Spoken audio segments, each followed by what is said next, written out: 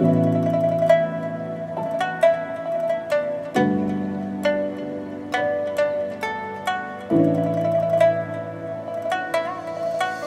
everyone, we are back with a short week, really quickly getting back into One Piece. Oda is trying to hurry. I really think he's trying to get to chapter 1000 by the end of the year, and I think he is actually going to make it since we have 4 chapters left after this one. I'm so excited for today's chapter. I'm so excited to get to that 1000 point.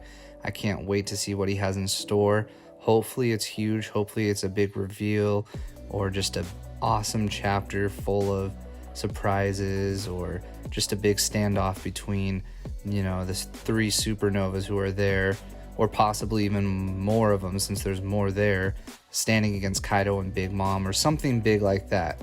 I also have a prediction of what's going to happen between Big Mom and Kaido that I will mention later on as we go through this chapter.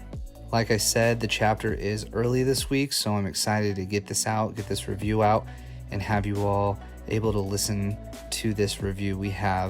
This week we have One Piece chapter 996, The Island of the Strongest. Now again, the cover page this week is not super special. It's just Blackbeard brushing his teeth with a hippo.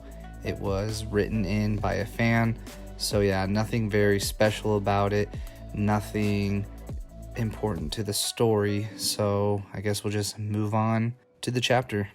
So we open up inside the dome on the main floor.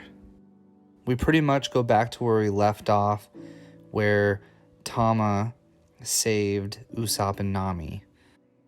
We see Nami trying to make sure Usopp is okay, and his words are very mumbled. He's not doing so good after that last hit. We also see Page 1 and Ulti bickering about that stupid dog, and Ulti's wanting Page 1 to go take on the dog, but instead Page 1 bites back and says, "You do it yourself," which I thought was kind of a funny moment. So Tama does end up telling Nami that they hitched a ride on an enemy ship, but I kind of think it's not as crazy as people seem, because people are very confused about this. I really just think it's as simple as she gave her dongo to someone who has a smile fruit and just convinced them to take her. Either that, or she had her beast beat up whoever it is that took her, so then they can bring her to the island. We then see her tell her baboon to go take on Page 1 and Ulti and hopefully stall them for 3 minutes. When she tells them that though, Nami looks at her like she's crazy and says there's no way he'll be able to stand a chance himself. They're really strong, they're very ruthless, he can't do it. But Tama has actually a really awesome attitude about it and says, "Oh Nami, don't look down on us like that. We're samurai too. We came here to fight."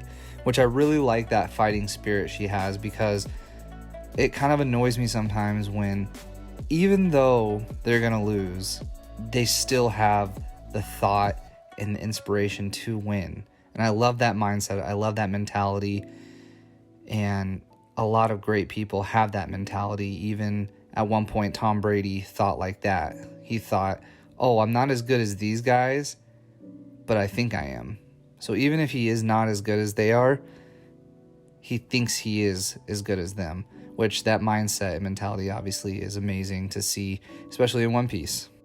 Next, we are at the Right Brain Tower Central Passage, and we see Yamato taking on all of Sasaki's men and completely annihilating them and taking them out. Shinobu still is trying to get her to just take Momo with her, but she keeps saying she refuses to, because Oden would never do such a thing. He would never just leave Shinobu there to die. Sasaki mentions that it's an insult saying that she's going to beat him while carrying around Shinobu and Momo. He then mentions how crazy it is that she's wiping out his impregnable armored core. He's pulling out his sword like he's about to take her on, and we see Yamato start to transform into something. But right before she transformed, Frankie and his enemy, Hacha, is coming right into the scene to distract them. Yamato apparently has seen the bounties of the Straw Hats and realizes that that is Luffy's friend, and she refers to him as Iron Man Frankie with a bounty of 94 million berries. So apparently she knows what's going on around the world, she knows who different people are, and she recognizes Frankie. Hacha then smashes a huge hole through the floor trying to get Frankie and allows Yamato and the others to escape. They mention that Yamato is going to protect Momo and Shinobu, and that Frankie needs to take on Sasaki, which I'm very excited about this now because everyone's always kind of had the idea that Frankie's going to take on Sasaki, and that Sasaki has a resemblance to his old caretakers, Tom and Kokoro. He has a resemblance to Kokoro that I think a lot of people picked out because he wears a conductor hat like she does, and apparently his colors kind of go along with her as well. And he's also a fishman, which she's a mermaid, Tom's a fishman. I think it goes along pretty well. So I'm excited to see Frankie and Sasaki face off. But right before Yamato leaves, she ends up sending a huge attack called Ringing Arrow that takes out Hacha in one shot. She basically swings her kanabo and it sends this huge shockwave right to Hacha's face to take him out. Sasuke yells at his men to go after them and chase down Yamato, Shinobu, and Momo. Yamato has this amazing moment where she says, "You must survive this. You absolutely have to survive. The person who will guide the world to its dawn is none other than you." And I think that's a huge thing that she just said. I think it's nothing light. I think she knows a lot more than she's letting on, and I think she knows what role Momo has to play in the future of this world, in the future of this war, and everything that's to come. Next, we go inside the castle to floor B2, where Trafalgar Law is slicing down some enemies and thinking back to words that Corazon said to him. These words are, "The D-Clan are also known as God's natural enemy." And then it shows him next to a poneglyph thinking about a conversation here with Robin.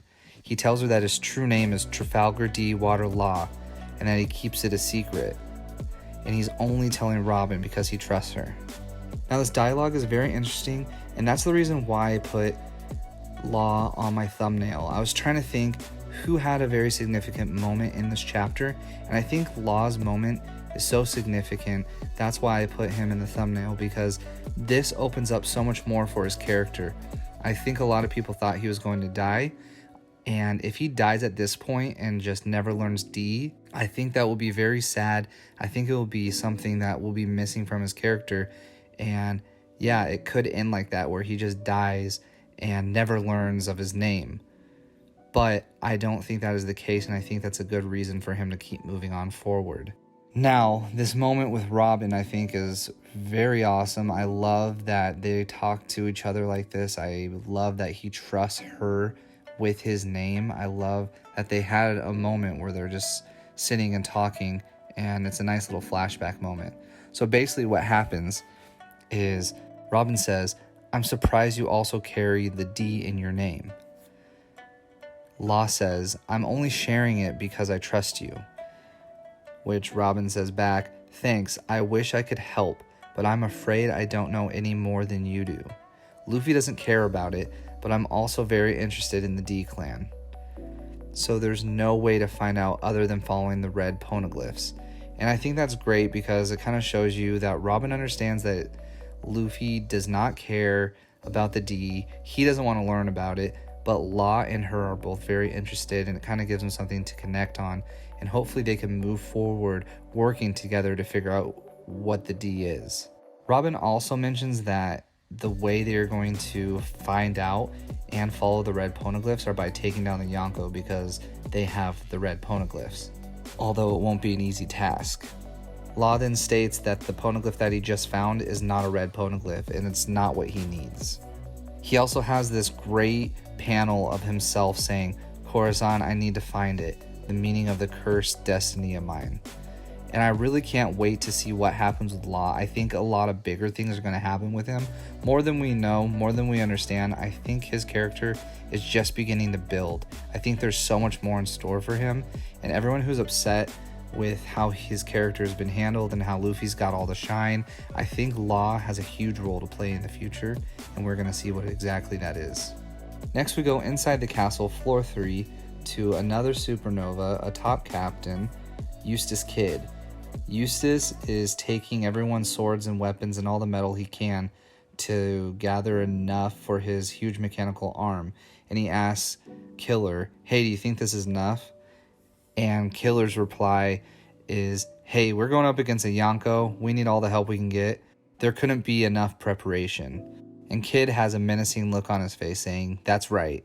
I'm very, very, very excited for this because it shows Law found the poneglyph, and then it shows Eustace on floor 3 making his way up to the top. So I'm pretty sure by chapter 1000, they will all be on top. I think Law is going to use his shambles and make his way on top of the dome. And then I think Eustace is going to be making his way up there. And he also has Killer in tow, which will tell us, hey, maybe we'll have Luffy and Zoro make it up there as well.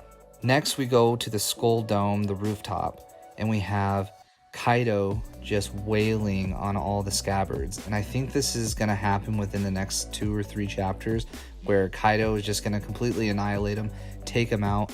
They're going to be done and out of the picture. And either Big Mom's going to come in and clash with him, or the Supernova are going to come and kind of save the samurai. After we see Kaido taking on the samurai and kind of leaving them all bloodied and laying down on the floor, we see Big Mom come in at the live floor Skull Dome. Everyone's freaking out saying Big Mom's back. They're afraid that she's going to take him out. We even get to see Robin, Chopper, Brook, Apu, Drake, and Zoro all in little panels across each other. And it's really nice. I love being able to see all those characters react to Big Mom coming. But what's really cool, and I don't know if a lot of people have mentioned it, but in the panel with Brook and Chopper, you can see Chopper's kind of changing into the Oni form. He has a little tear coming down from his eye because I'm sure he's really afraid that he's turning into an Ice Oni. And what's nice about that, it shows his other eye kind of just going white and turning into this Ice Oni that he has no control over. As Big Mom is busting through, she says that she's not going to stay there. She has more important things to do. She's going to go join the party above where Kaido is. So this to me kind of puts together some pieces that I've been thinking about. I really think that ever since we saw Big Mom talk to Sparrow and tell him, hey, I got this figured out. You don't have to worry about the alliance. I've got a plan. That's pretty much kind of what she said, even though it wasn't verbatim. I really think that her ultimate plan, her ultimate goal is to backstab Kaido while he's down, while he's fighting, while he's hurt. I really think she's going to go and clash with Kaido to try to take him out, because that's just one less person in front of her to become the king of the pirates. Plus, Kaido is one of the strongest. Why wouldn't someone who is competing against them on the same level, like Big Mom, why wouldn't she take the opportunity to take him out while he's already occupied taking on other people? I really think she's going to backstab and kill him, because the look on Sparrow's face, Sparrow is kind of a guy who you think would be a sleaze. You kind of think he would want to backstab, he would want to do whatever he can in order to get the upper hand. And so when he gave her that look, I really think he had an understanding that, oh, we're going to come out on top of all of this. We're not going to be loyal to the alliance. But I guess only time will tell. Maybe that's going to be what's happening in chapter 1000. Who knows? And then lastly, this is the most mysterious part of the chapter. I have no idea what's going on here, but it takes us inside the castle, 2nd floor. We see Luffy, Jinbei, and Sanji just taking out all these guys. And Luffy's saying he needs to go to the rooftop. He needs to get up there. He doesn't want Kinemon to wait any longer. He just wants to get to the top so he can help them fight Kaido. And then the last 2 panels is very, very confusing. I really don't know what's going on. There's a lot of speculation going on. Basically, it shows Sanji thinking and saying, what is... And then you hear someone say, Kia. And then the next panel, you see Sanji's eye open, and he looks absolutely shocked. Someone is singing, and they say, We can do this much, right? No, I can't. No, just kidding, with a heart. And Sanji looks completely shocked. I don't know what he's so shocked about. Some people were speculating, since it's singing, that it could be Black Maria. I have no idea who it could be. He looks more shocked though than like he's in love. Usually he'd just have hearts or something like that. But I have no idea who this can be. Some people say it matches Eva's laughing style. Who knows what it's going to be. But then also Oda put a little note saying electricity runs through his body. So that doesn't mean that it could be a good thing. It means that he could be shocked or scared because he recognizes that voice in a bad way. So we have no idea what he's doing. We have no idea who it is. I guess we're going to have to find out next chapter or the chapter after to see who it is that he's reacting like that to. Last thing about this chapter, we have no break. We'll get a new chapter next week. Oda is cruising. We only have 4 chapters left. That means 4 weeks of manga until we get to chapter 1000. I cannot wait to get to chapter 1000. I think it's going to be huge. I really don't understand why people are downplaying it, thinking Oda's not going to do anything special. I definitely think he's going to do something special. I can't wait till it gets to 1000. It's going to be big. I think it's going to be awesome. I cannot wait to see what Oda has in store. But thank you all for tuning in. Thank you all for listening to my video or watching my video, whatever you did. I really appreciate the support you guys have given me. Please remember to comment, to like, to share, and subscribe to my channel. It really helps. I really want to grow this channel. Thank you all so much for the love and support. Remember to be kind to others. See ya.